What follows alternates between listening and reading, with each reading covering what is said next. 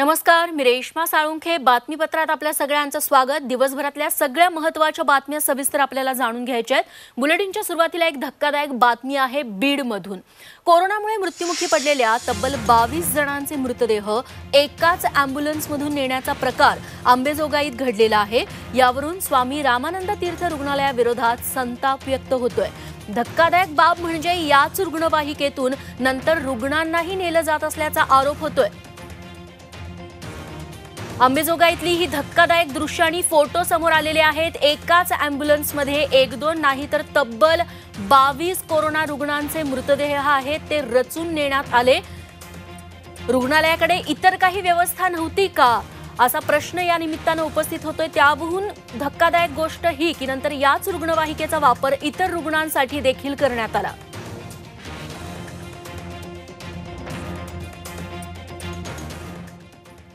आणि यानंतर एक सकारात्मक बातमी. कोरोना प्रतिबंधात्मक लसीकरणात महाराष्ट्रानं आतापर्यंतची विक्रमी नोंद आज केलेली आहे. आज संध्याकाळी 6 पर्यंत 5 लाखांहून अधिक नागरिकांना लस देण्यात आली आहे. यापूर्वी 3 एप्रिलला 4,62,735 नागरिकांचं लसीकरण करून महाराष्ट्रानं राष्ट्रीय विक्रम नोंदवलेला होता. आज राज्याच्या लसीकरणात 5 लाखांचा टप्पा ओलांडल्याबद्दल मुख्यमंत्री उद्धव ठाकरे, आरोग्यमंत्री राजेश टोपे यांनी आरोग्य यंत्रणेचं अभिनंदन केलंय. महाराष्ट्रात आतापर्यंत सुमारे 1,48,00,000 नागरिकांचं लसीकरण झालेलं आहे.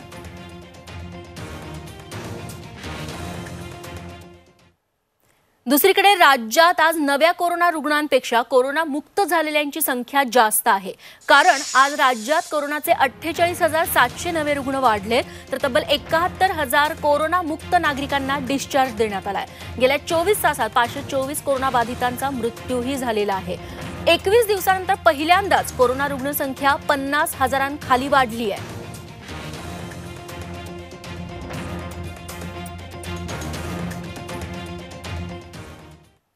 आणि यानंतर कोरोना प्रतिबंधक लसीबद्दल एक दिलासादायक बातमी. तुम्ही कोरोना प्रतिबंधक लसीचे 2ही डोस घेतलेले असतील तर तुम्हाला मृत्यूचा धोका नाही.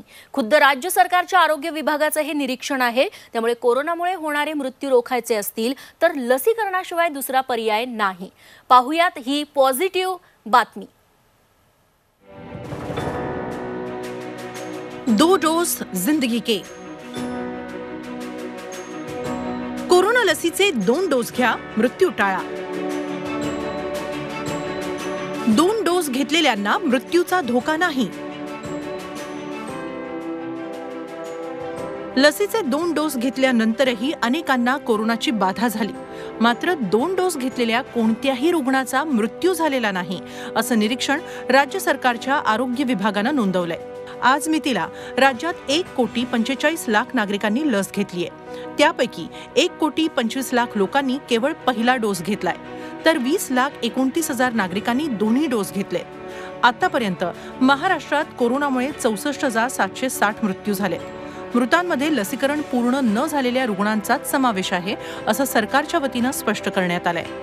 ज्यांनी लस घेतली नाही, थोडा उशीर झाला तर त्यांना मृत्यूला सामोरे जावं लागतं.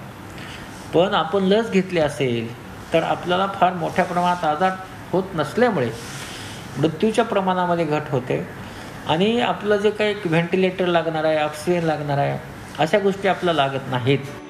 कोरोना लसीचा पहिला डोस घेतल्यानंतर 15 दिवसांनी रोगप्रतिकारक शक्ती वाढते तर 2 महिन्यात दुसरा डोस घेतल्यानंतर पुढील काही दिवसांत शरीरातील रोगप्रतिकारक शक्ती टिकून राहते.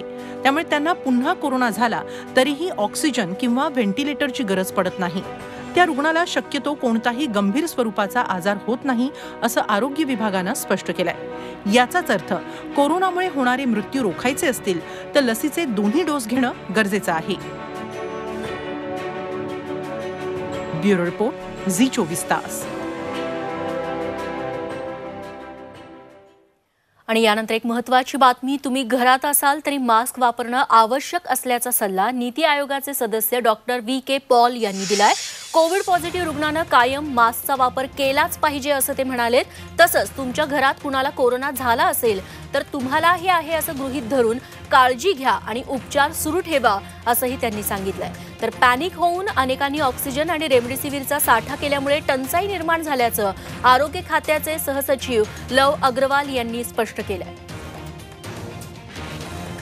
भी याद रहे कि अगर घर में एक पॉजिटिव व्यक्ति है तो जैसे अभी दिखाया कि उसको बहुत ज़रूरी है कि वो मास्क पहने, क्योंकि वो फेंक रहा है वायरस बाकियों को।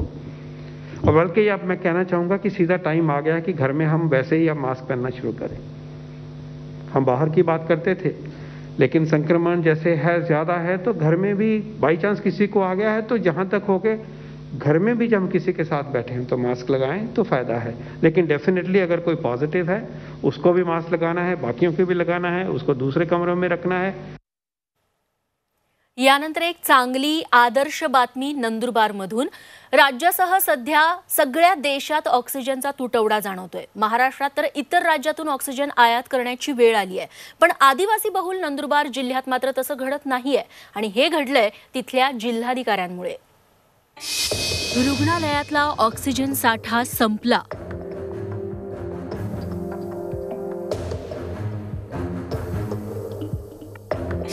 ऑक्सिजन न मिळाल्यानं रुग्णांचे बळी।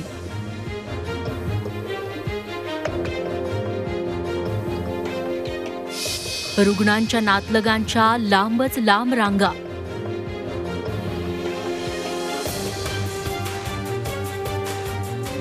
सगळीकडे असलेलं हे चित्र निराश करणार आहे।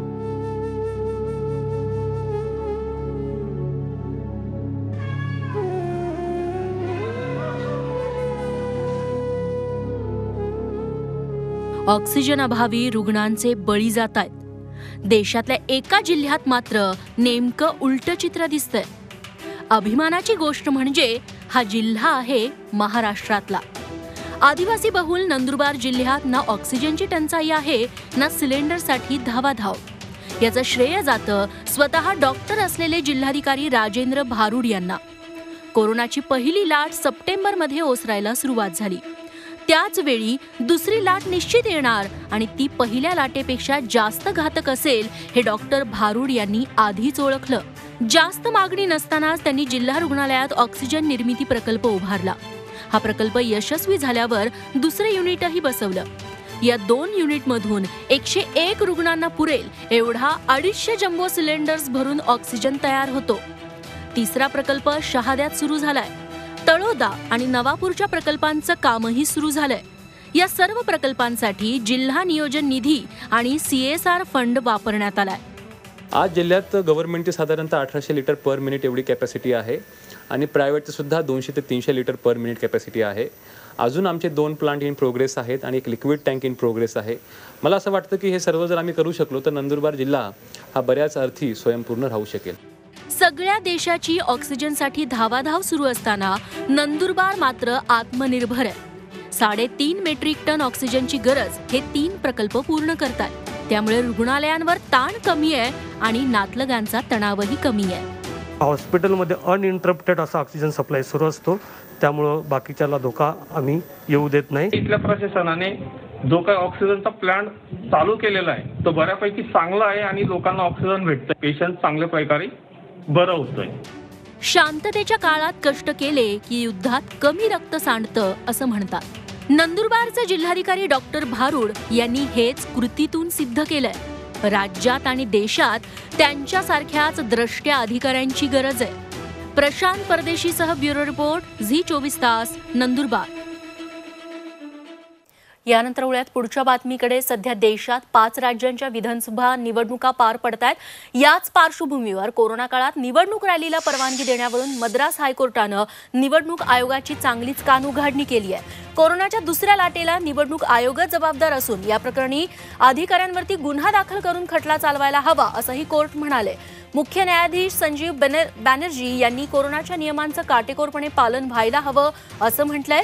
याबाबत निवडणूक आयोगानं त्वरित कडक पावलं उचलण्याचे निर्देशही कोर्टानं दिले।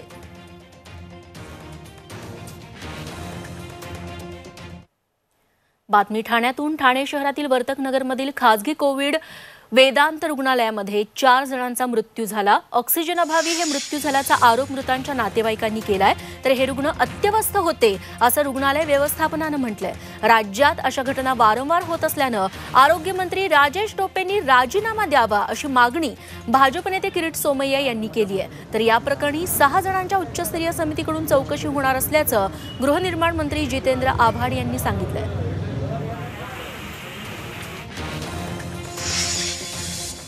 आम्हाला एका वॉर्डबॉयनी सांगितलं की तुमचा पेशंट क्रिटिकल आहे, तुम्ही नातेवाईकांना बोलवून घ्या. आणि काही वेळातच म्हणजे 15-20 मिनिटात तिकडचे डॉक्टर येतात आणि मला सांगते की तुमचा पेशंट परत रिस्पॉन्ड करते.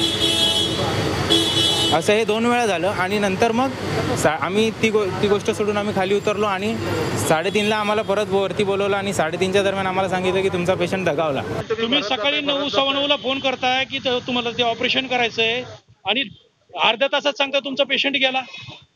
म्हणजे एवढं खोटं बोलायचं? खरंच याच्यावरती काहीतरी ह्या हॉस्पिटलवरती कारवाई झाली पाहिजे. ह्या हॉस्पिटलचा जो मेन डॉक्टर आहे, जो डीन आहे, त्याला सुद्धा याचे उत्तर द्यावं लागेल. तोपारा हो, विरार हो, नासिक हो, भंडारा हो, भांडुप हो, मुझे मुख्यमंत्री उद्धव ठाकरे जी से पूछना है क्या आपको हफ्ते में से 5 घटना चाहिए ऑक्सीजन और आग के कारण मरने वाले की? राजेश टोपे ये स्टंटबाज आरोग्य मंत्री है, उसको तुरंत उसकी हकालपट्टी होनी चाहिए. चौकशी समिती नेमण्यात आली आहे. 6 जणांची चौकशी समिती आहे. पंकज आशिया जे भिवंडीचे आयुक्त आहेत त्यांच्या नेतृत्वाखाली डॉक्टर्स आणि प्रशासकीय अधिकारी यांची एक संयुक्त समिती नेमण्यात आली आणि संपूर्ण प्रकरणाची चौकशी करण्यात येईल.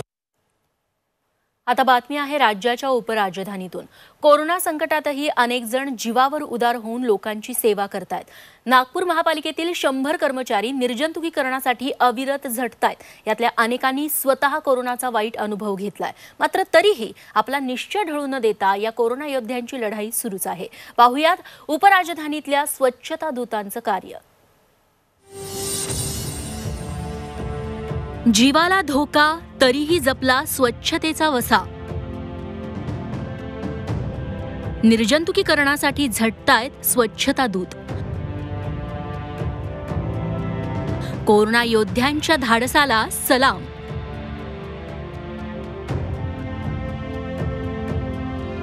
नागपुरातील परिस्थिती अतिशय गंभीर बनली आहे. कोरोना रुग्णांपासून लांब राहण्याचा सल्ला डॉक्टर देत आहेत. मात्र अशा परिस्थितीत फ्रंटलाईन वर्कर म्हणून वैद्यकीय स्टाफ सोबत स्वच्छता कर्मचारी ही जोखमीची जबाबदारी पार पाडतायत. कोरोनाबाधित व्यक्तींच्या घरी जाऊन निर्जंतुकीकरणाचं काम हे स्वच्छता कर्मचारी करतायत. विजय शेंडे त्यापैकीच एक. स्वतःच्या जीवावर उदार होऊन स्वच्छता आणि सुरक्षेची काळजी घेताना ते दिसतायत. सांगतो मी त्यांना, नाही का भैया दूर दूर राहत जा तुम्ही एका रूममध्ये, प्रत्येकाने एकेका रूममध्ये आणि मास्क लावून राहत जा भाऊ, कंटिन्यू तुम्ही लोक, असं मी सांगतो मी त्यांना पुष्कळशा लोकांना. कोरोना रुग्णांचं विलगीकरण संपलं की त्या जागेचं निर्जंतुकीकरण करावं लागतं. अशा घरात जाण्याची कुणाची हिंमत होत नाही. तिथं विजय शेंडे कसल्याही धोक्याची चिंता न करता 15 किलोचं सॅनिटायझेशन सिलेंडर घेऊन काम करतात.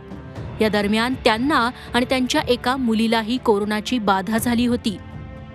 माझे बाबा नेहमी कोरोना पॉझिटिव्हच्या संपर्कात काम करत असतात. संडे पण असला तरी पण नेहमी फोन येतात, पण ते कामाला न नाकारता कामाला जातात. याबद्दल मला खूप गर्व आहे की माझे बाबा कोरोना सेवेत सहभागी आहेत. मानसिक आधार की पोपळी साहेब काही होत नाही, तुम्ही बिलकुल घाबरू नका आणि तुम्हाला जेव्हा जेव्हा काम पडेल माझं तर मी बिलकुल यायला तयार आहे, असं त्या माणसाने आम्हाला फार एक मॉरल सपोर्ट आणि फार सहायता त्या माणसाची आम्हाला झाली. नागपूर महापालिकेच्या 10 झोनमध्ये 110 कर्मचारी निर्जंतुकीकरण करतायत. त्यापैकी आतापर्यंत 13 जण कोरोना पॉझिटिव्ह झाले, तर 3घांचा कोरोनानं बळी घेतला.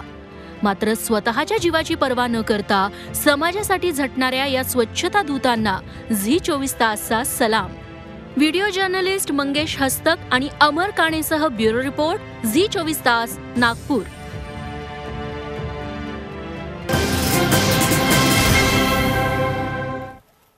यानंतर दिवसभरातील इतर काही बातम्यांचा वेगवान आढावा.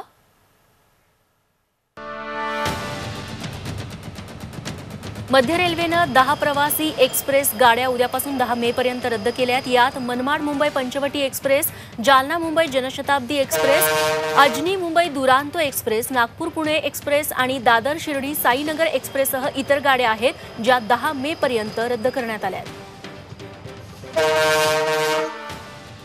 सूत्रांनी दिलेल्या माहितीनुसार मे महिन्याच्या अखेरीस सोनं 55,000पर्यंत जाण्याची शक्यता आहे, तर नंतर सोनं 60,000वर जाऊ शकतं असं जाणकारांचं भाकीत आहे. एप्रिल महिन्यात सोन्याच्या दरात 8% वाढ झाली आहे. कोरोनामुळे जगभर अनिश्चिततेचं वातावरण असल्यानं पुन्हा सोन्यात गुंतवणूक वाढली आहे.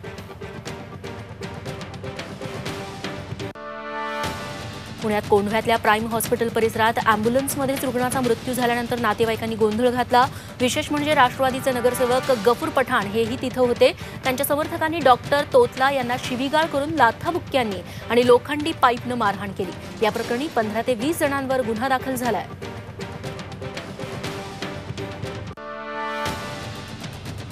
मनमाडमधील 92 वर्षांचे आजोबा नामदेव शिंदेंनी कोरोनावरती यशस्वी मात केली आहे. त्यांना मधुमेह आणि रक्तदाबाचा त्रास आहे. शिवाय 5 वेळा हृदयविकाराचा झटका त्यांना येऊन गेलाय. मात्र तरीही आत्मविश्वास आणि प्रबळ इच्छाशक्तीच्या बळावर त्यांनी अवघ्या 8 दिवसात कोरोनावर मात केली आहे. कोरोनामुक्त झालेल्या पंढरपुरातील 90 वर्षांच्या आजी दमयंती भिंगेंनी चक्क किल्ला चढून सर केलाय. कोरोनाच्या संसर्गातून ठणठणीत बऱ्या झालेल्या आजी आपल्या नातवंडांसोबत लोणावळ्याला गेल्या आणि त्यांनी चक्क कोराईगड सर केला. त्यांच्यामुळे राज्यातल्या कोरोना रुग्णांना लढण्याचं बळ मिळेल. यवतमाळ जिल्ह्यात एका वाघिणीला अतिशय निर्दयीपणे ठार मारण्यात आलंय. एका गुहेत वाघिणीला डांबून तिच्यावरती भाल्यानं वार करण्यात आले. एवढंच नाही तर वाघिणीला जाळून तिचे पंजे देखील कापून घेण्यात आले. मुकुटवन परिक्षेत्रातील मांगुर्ला नियत क्षेत्रातल्या राखीव वनात हा प्रकार घडलाय. कोरोनाचा प्रादुर्भाव वाढल्यानं राज्यातल्या कृषी उत्पन्न बाजार समित्यांच्या संचालक मंडळाच्या निवडणुका पुन्हा एकदा 6 महिने पुढे ढकलण्यात आल्या आहेत. 23 ऑक्टोबरपर्यंत निवडणुका लांबणीवरती पडलेल्या आहेत. त्यामुळे 306 पैकी 277 बाजार समित्यांचा कारभार विद्यमान संचालक मंडळच पाहणार आहे.